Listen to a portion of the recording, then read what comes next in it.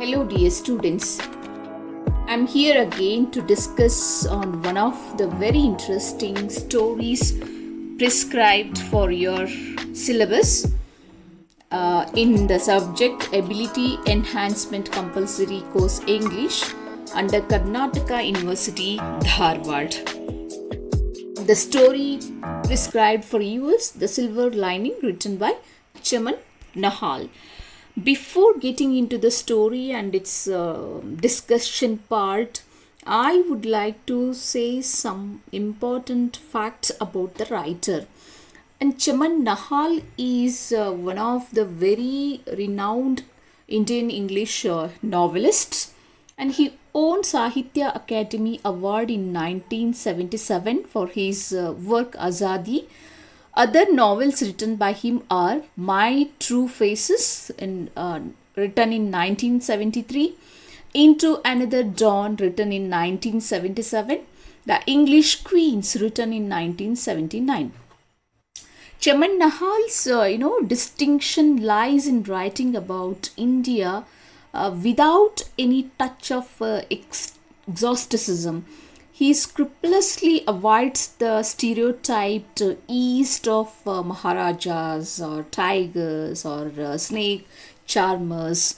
The actual town of Delhi and the typical Punjabi town of Silkot are presented widely and vividly, and we get a good idea of mid class life in India. And that's bringing the realistic note of Delhi and southern part of the area. That's what you can have the visibility of those aspects in his novels. Azadi is the best of the Indian English novels written by him about the traumatic participation which accompanied Indian independence in 1947. The crown and the loincloth and the salt of life portray Mahatma Gandhi as a complex character with human feelings. The English Queens breaks new ground by using a comic mode of to treat a problem which has concerned all Indians. Tendencies of the educated elite in India to ape the West, and these are some of the aspects regarding writer Chaman Nahal. And in the first part, I would like to introduce the characters which appear in the story. And in this slide, you can see that guest house is one of the hill resorts, because the setting of the story, is in the resort which is situated in the hill station. And what all the facilities in that guest house, and why the guests who visit that hill station would like to or prefer to stay in that particular the resort is such facilities you can come across.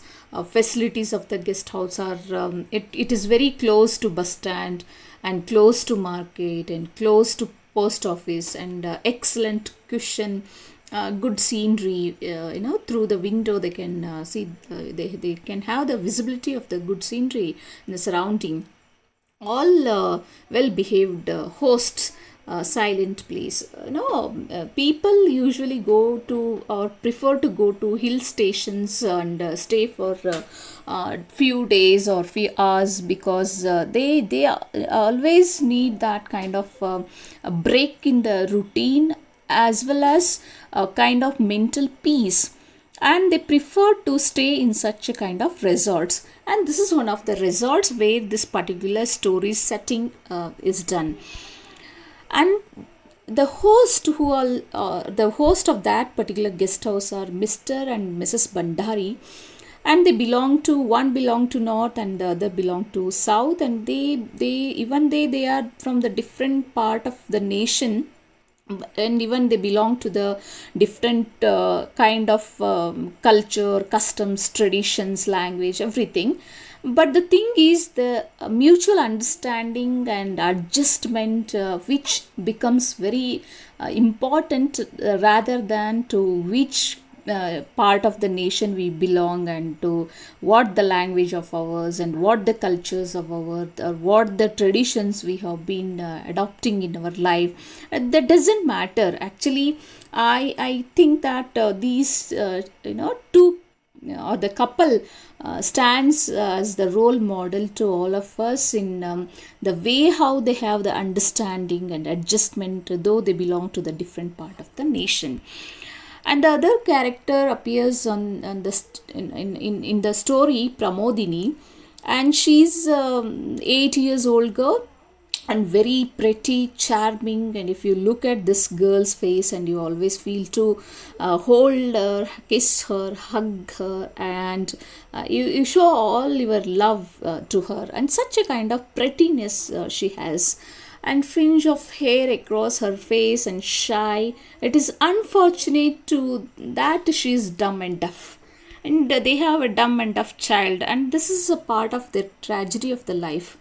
And Mr. Dhanda, and who once visited hill station, and his close friend suggested him, you better stay in that particular resort where you can have all the facilities which are very comfortable, and more than that, you can more than the comfort, you can have a very good host, and they always show the love and affection to you, and they are very kind hearted, and they are very broad enough, and you can have such a kind of homely atmosphere if you stay in that particular resort. And by listening to his friend, he thought of to stay there, and whenever he goes to that hill station, he prefers to stay in that particular resort. And Mr. David, the other character, becomes the ray of hope and silver line in the life of Pramodini, and he can the girl understand better than even her parents, because he too is sailing in the same boat, means he too dumb and deaf. This is what these are all the characters which appear in the story. And I just connect all the characters and try to give a beautiful picture of this story.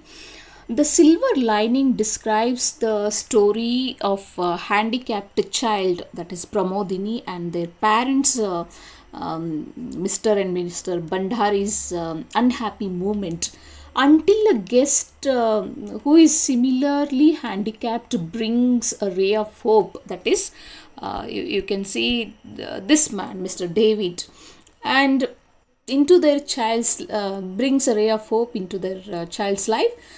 His views about judging a man's outward appearance is that a happy man who puts on an appearance of happiness may be crushed deeply within, and while an idiot may be truly happy. And Chaman Nehal narrates his experiences during his stay. Mr. Dhanda here is nothing but Mr. Chaman Nahal, and during his stay at a private guest house in one of the hill resorts, where one of his friends has recommended, it covered all the facilities that generally lacked in advertisements, and it was a silent place, this that, and due to that he visited, as I told at the beginning itself, this particular resort, and who Mr. and Mrs. Bhandari are the host of it. The hostess, Mrs. Bandari from south, and her husband is from north. Huge, dark, with bony limbs, and her complexion dark, it pleasant looking and kind. Beauty never lies. Beauty never lies in the appearance, but the beauty lies in the heart. Hardly they are very beautiful, and in front of that beauty, dark complexion or something else never matters. They had a daughter, as I told you, that is Pramodini, and she's very pretty, alike from her parents. And it is very pathetic that though she's pretty, but she's unable to speak out because she's dumb and deaf child. And due to that, most of the time any guests arrived, and she always prefers to hide herself from them because she cannot understand the language, and even she cannot give the reply to them. And due to all this, and most of the guests who comes to that guest house, looking at the pretty face, they want to go and hug her and bestow all their love and affection, care, concern to that very small child. But she used to avoid all this because she decided, I'm not the person like them. And Pramodini, looks very aloof and bit timid all the time. Unaware of the child's disability, Chaman beckoned child to him, at which she shook her head and dashed out of the room. And that situation brought a painful look on the faces of the Bhandaris. Even it happens with Chaman Nahal or Mr. Dhanda, who went to that guest house and looking at the face of a girl, and he wants to hold her, but she was very timid and run away from the room. And this particular scene, it is not the first time. All the time it happens, all the time. Mr. and Mrs. Bandari, because of such kind of situations which have been repeating in their guest house, and they get such a kind of pain, and they looks very dull at that moment. And they all the time they used to explain about their daughter's physical handicapness. And the parents faced awkward moments every time. This is what and Chaman suggests one thing, that is Mr. Dhanda, what Chaman Nahal himself in as a narrator, he suggested to the parents to inform every new guest in a typed letter sealed in an envelope. The letter was a brief note on the child's handicapped situation, and had a request that the visitor should refrain from approaching Pramodini and asking her any questions. And this is what the suggestion. And even Mr. and Mrs. Bandari thought that it is more comfortable than other. Every time they have to explain, and they have to feel very sorry for them, and they have to keep ourselves in the great pain to avoid all such things. Once the guest comes into the guest house, and once they allotted the room, and immediately the typed letter should be kept in an envelope and handed over to them, and immediately they have to open it and read. And through that they can come to know that Pramodini's disability. And it is requested in the letter to the guests that they should not approach the girl immediately. Let her take some time, and once she becomes familiar, and she tries to come to you, until then don't disturb child. And usually all the guests used to follow the instruction which is given in the letter. Chaman relates the incident when on one day there arrived a strange visitor, Mr. David. And he was Mr. David. Okay, he was barely 25 years old man, and had an unkempt appearance. After reading the note in the sealed envelope about the Pramodini, had rushed out into the courtyard and darted out towards her. Towards her means towards Pramodini. And even after reading the letter and its content, and he least bothered to the request which is done in the letter, and he immediately rushed towards the girl where she was sitting outside in the courtyard.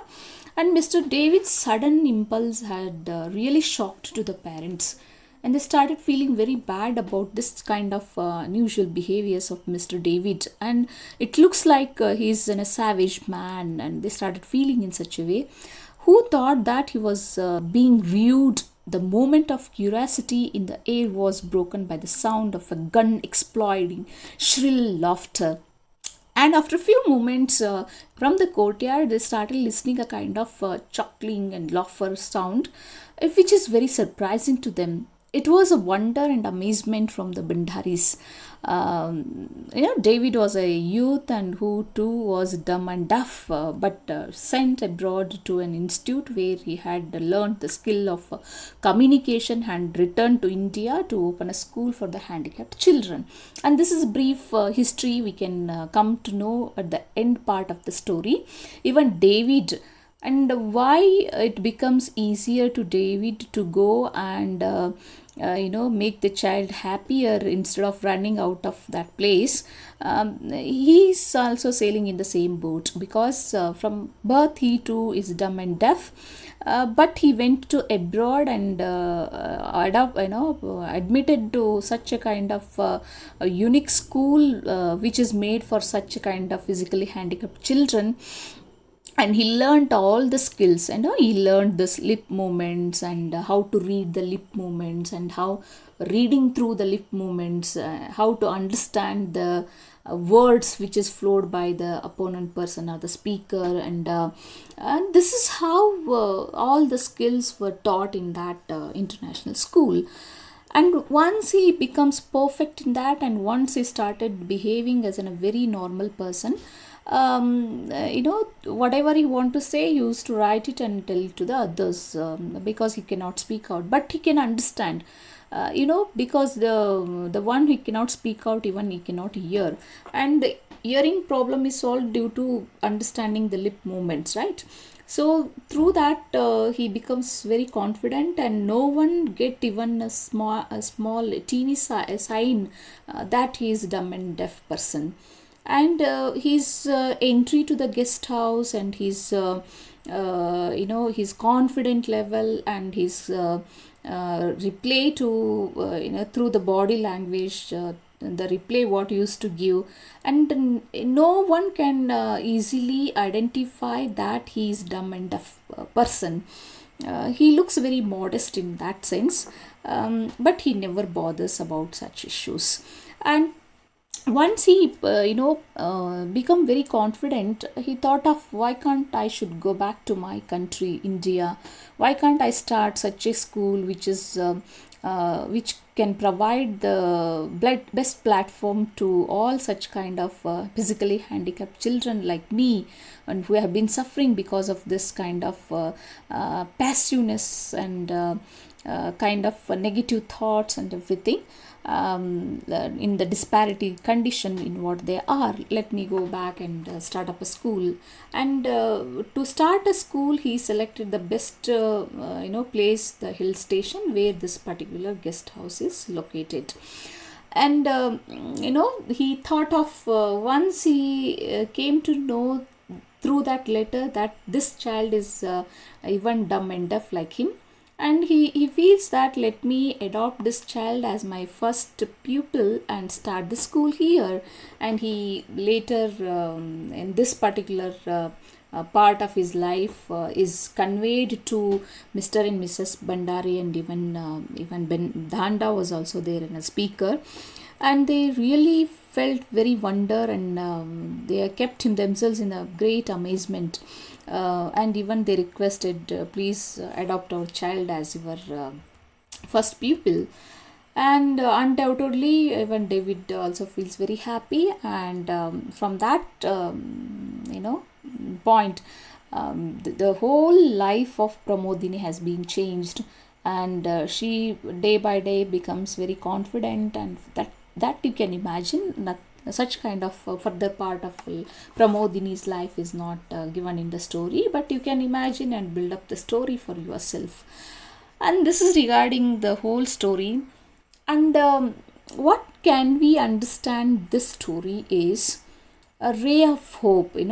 Someone in our life comes as a ray of hope, and you can bring the story as a part of your life when you are desperate, when you lose all the hopes, and when you are very sad, when you are very dull, and definitely someone will come to hold your hand, and that kind of holding the hand will give some boosting to your life or to our life. and which make us to lead further part of the story with the great enthusiasm, with the great wonder. And that's what that's how we can read the story and enjoy it. And at last, I would like to say every cloud has a silver lining is a proverb pregnant with the great message of hope. This means hope is real, like lightning pies the dark clouds and make them rain down for the thirsty earth. Hope makes everything right. In the story, the narrator's idea of the chits given to new guests was not a standing solution from Pramodini's dumbness. The real solution was to help her overcome her disability. Everyone realized it only when Mr. David arrived at the guest house. The silver line of hope that he emitted was his playing with Pramodini. If he did not done so, Pramodini's chance of improvement could have been far fetched or impossible. Ray of hope we should have, when if in the corner of our life, and definitely there's an of hope which have been knocking the door, and we should open it and welcome and lead the life with the great happiness. um, with these words I conclude the story. I hope you enjoyed and lead the life with the great hopes, and lead the life with the all wonders and amazements, and don't lose the hope. Even you started losing the hope, definitely someone comes and enters in your life, and find out who is that person and gets the help from them, and try to come out of all your disparity and be happy till the game over. Thank you so much.